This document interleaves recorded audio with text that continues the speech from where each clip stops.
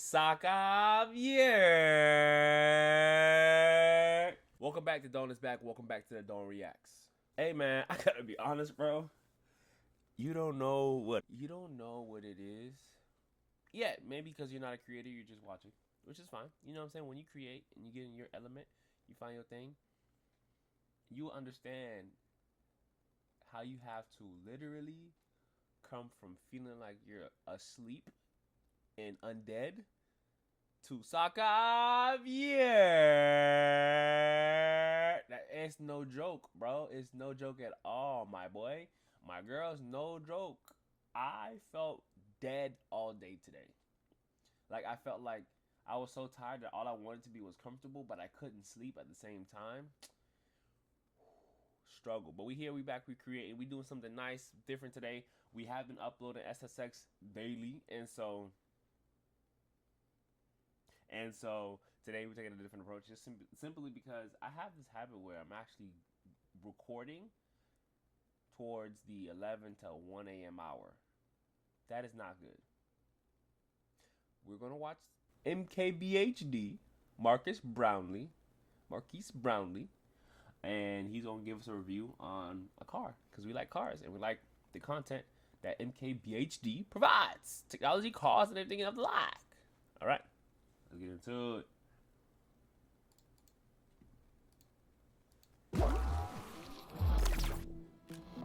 So in a world of electric cars, in this video, we're going to be taking a look at a $20,000 hybrid, a $120,000 hybrid, and a $2 million hybrid car. So this video is part an explainer, part a chance to drive some really sick cars. Shout out to Triple F Collection. We'll get there.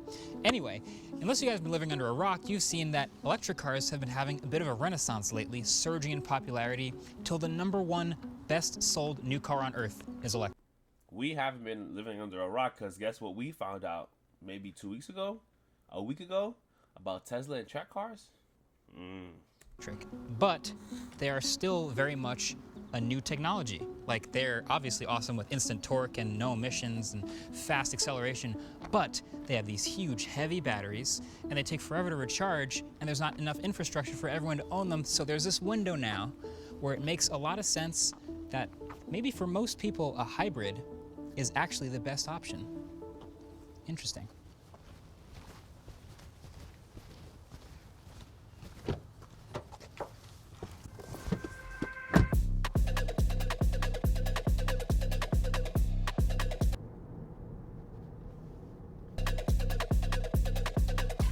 Bro, you don't like the Toyota. You don't like the Toyota, bro.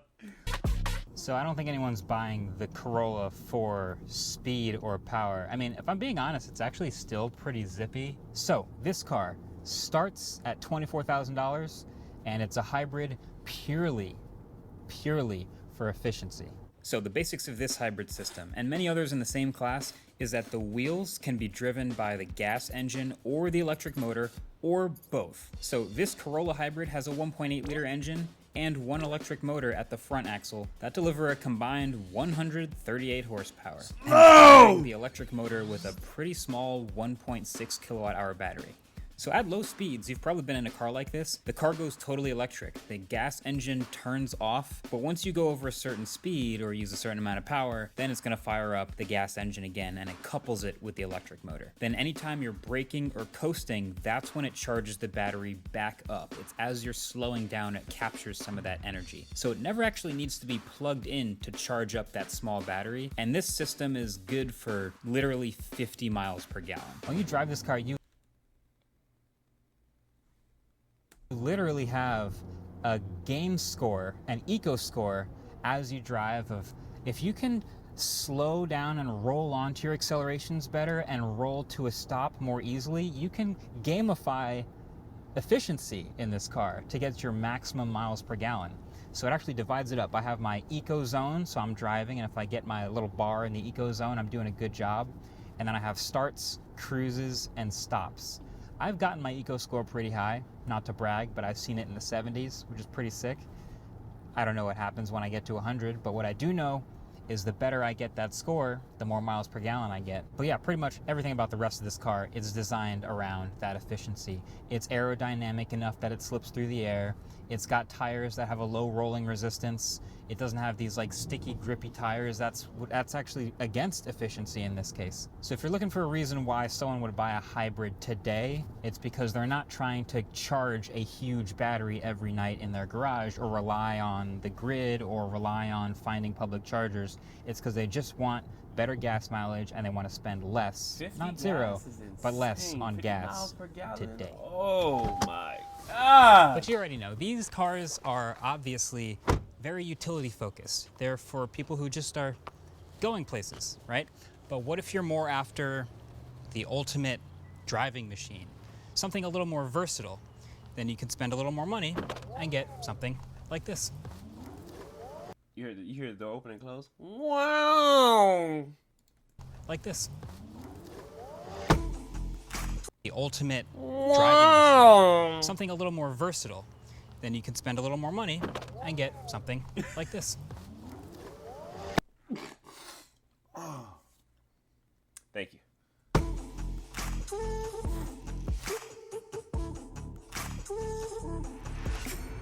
All right, so this car starts at about $100,000, a little over, and this car is a hybrid for versatility. So the idea is this is a BMW 750e. There's a bunch of vehicles in this class, but yeah, you've spent enough money now at this point that you can reap the benefits of both gas and electric. So this hybrid system has a bit more hardware to accomplish two different goals. So there's a 3-liter straight 6 engine making around 300 horsepower and a medium-sized 14.4 kilowatt hour larger battery powering a roughly 200 horsepower electric motor. So you're totaling around 500 horsepower. So once again, it can drive using both gas and electric, just like the Toyota. But now there's enough battery capacity that you can also drive fully electric at totally normal everyday driving speeds up to like 30 miles on a charge without ever turning on the gas engine. And then also, unlike the Corolla, this is a plug-in hybrid, so you can directly plug the car into a wall to replenish the battery and just keep driving around on electric as long as you want to with zero gas use. So it does everything the Toyota does, but more. I do feel like plug-in hybrids at this moment in time are the one that make the most sense for the most people that I see driving them. Because if you have a short commute, let's say you have a 10-mile commute every day, and you just plug in at a charger at work or in your garage every night or during work in the daytime, you can just straight up never pay for gas again and drive it just like an electric car. But on the off chance you do need to drive further, go for a road trip, or just do something more than your normal 10-mile commute, you have all the benefits of a gas car. Thankfully, these hybrids also have one crucial piece of the electric car, which is regenerative braking, which means it's going to be able to recuperate a lot of the energy once I've gotten up to speed and start filling up the battery as I'm driving. So there's a little graph on the dash you can see here, which means as I accelerate and I take energy out of the battery, it goes up. But as I decelerate, it's actually blending and friction braking with regenerative braking. And if I drive around like this long enough, especially if I go down hills and brake a lot, I will actually start adding to the charge of this battery too. But you know how electric cars also have that party trick of instant torque available at any RPM and any speed? Well, the hybrid should benefit a little bit from that too. So because this motor is powerful enough and the battery is big enough to provide the voltage, yes, in the sportiest mode, this car also, when you floor it, gets that initial hit from the electricity and then follows with the surge of the rest of the power from the gas engine. Oh, and one of the things I say a lot on the Autofocus channel, or I've said before, is there are certain types of cars that are best to go electric, and because of how much batteries weigh, cars that are already heavy are the best ones to go electric. So like this is a big 4-door luxury sedan. There is no attempt at making this a small car. It's huge, it's got lots of space, it's soft, it's cushy. This is a great type of car to go electric, which is why the i7 is good. But yeah, there are lots of other versions of this, the RAV4 hybrid, the Toyota Prius Prime hybrid, all sorts of other plug-in hybrids. Yeah, if I were to recommend one version for more people, like this, you still get all of the nice plushy suspension and all of the tech in the car and all the screens and the way it drives. It's the same thing, but more accessible. You don't have to have a plug in your garage. So all that is fun. I get it. It's versatile. This is why they call it the ultimate driving machine. But you can always spend more. You can always spend more. And when you do, you end up in the territory of specialists. And this is definitely a specialist. Just give me a second. That sounds a bit concerning. I'm not gonna lie to you. That worry? Nah. See, he put the music over. He put the music over because he knew it. Editing him was like, oh! McLaren went electric. Oh my god. That looked like a Back to the Future type, like something off of GTA. So this car costs $2.5 million, and it's a hybrid purely for performance, which, I mean, you could probably tell just by looking at it, but also by the fact that I'm sitting in the middle of the car right now. I have to get used to this. This is the McLaren Speedtail, okay? So McLaren's done this a few times. One center driver's seat, 2 passenger seats, and just a whole lot of calibration for me for this insane driving position. But yeah, this thing is a hybrid. It's technically a hybrid. So this hybrid system is pretty crazy. It's very focused on literally just going as fast as physically possible, which is just about maximizing power and minimizing weight. So there's already a twin turbo 4-liter V8 engine pushing out 750 plus horsepower, but then they've also designed a special small but super high powered 1.6 kilowatt hour battery that powers a single electric motor by itself that generates an extra 300 more horsepower. So the total is now over 1,000 horsepower, and that motor is basically just being used to help spin the wheels even faster than the engine by itself could. There is no electric only mode. There is no situation where the gas engine ever shuts off. There are no efficiency goals here. This is actually really similar to the turbocharged hybrid setups you literally see in Formula One today. It's just about going fast. So here's a couple of those hilariously over-engineered pieces of this car. First of all, this is the only car I've ever actually driven that's shipped with cameras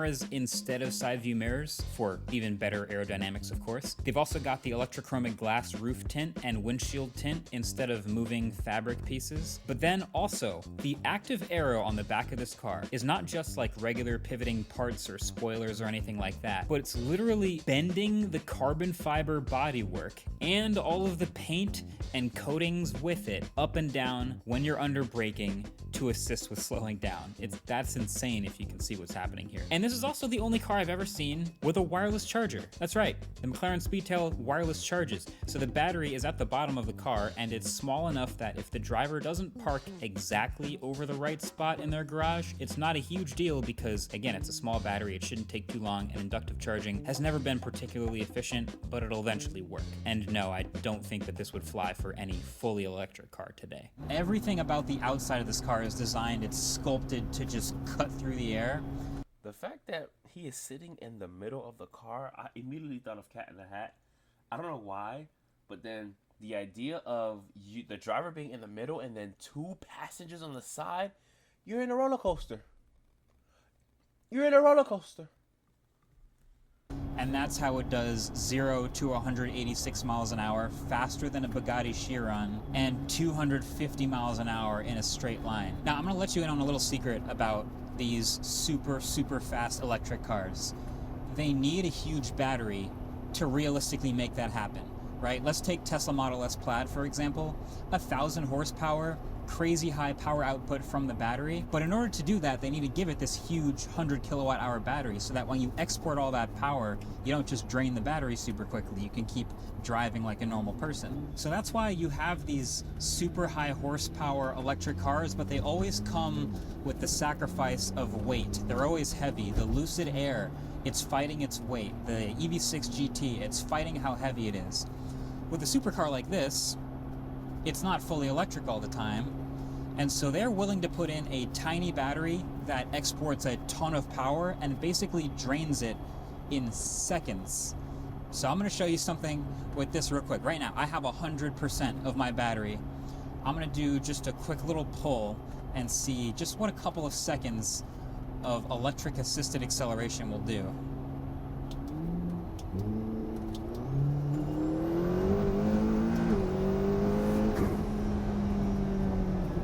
Way down to 74% battery. Just from that little acceleration. 100 to 74. And now it's already, it's going right back up to 100. It's almost 100 again because I'm driving and recuperating that energy. Oh. And now it's 100.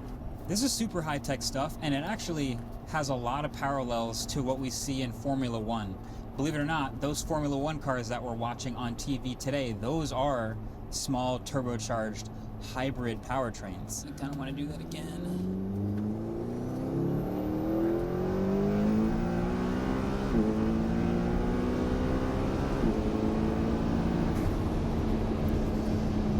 That's what the F1 cars are doing out there. They are recovering energy as they brake, and they are spending energy when they accelerate. And I guess that's the difference between this and the Rimac Nevera. You remember, you probably have seen the video I did with the quickest electric car in the world, the Rimac Nevera, which, yes, does have a big, heavy battery. It weighs like 5,000 pounds, like a Model S. The crazy thing about that car, and that's an anomaly, is that it has 4 electric motors, which you can kind of think of as being treated like gears, but not really. This will have a higher top speed simply because it just keeps gearing up. 7-speed gearbox, and it pulls all the way through up to 250 miles an hour. If you want a hybrid supercar, you can kind of have both fast and quick in the same car. This is fast and quick. I mean, it's not razor sharp, fully electric quick, but it's close. And it's the fastest. It's one of the fastest cars you can possibly build. Yeah, so I guess my point here with the whole video is, yes, I still fully believe electrification. I'm telling you, that whirring on that whip, the jazz music, here closing the doors, it don't look good. Is the future at every level of cars, but in the meantime, it's pretty clear that hybrids make a lot of sense. And they've been right under our noses the whole time. That's about it. I got your driver speed deal. That's awesome. I mean, I never even knew about the hybrid. In terms of cars, I'm really looking at this 2026 model. I want to say it is the Prelude. Yeah, this is what I'm looking at. This car right here. Me and a few of my homeboys actually are looking into this car. This is a car that has the remaining aspirations of the Honda Civic, which is my personal favorite car. It's my last car that I had, and the Honda Accord. The Honda Accord is one of the fastest cars I've been in thus far. I lied. It's one of the fastest pulls I've been able to be a part of. There it is. One of my homeboys had an Accord, and he pulled, and it was nice. I haven't been in a car that was pulled that was faster than the Accord. I've been in cars that are faster than the Accord. Oh, I'm lying. No, I'm not lying. I'm not. Anyway, this is the car I want to get into. We will do a review, not a review, but we'll do kind of our own reaction and just kind of do some more looking into this car. So when you see me in it, you know you know what I'm saying? But other than that, that was the video. Marquise Brownlee did his stuff, brought his thing, taught me new things as he usually does. I'm appreciative of him, his content, and what he has brought for our video. That is it from the dawn. Sakap, yeah.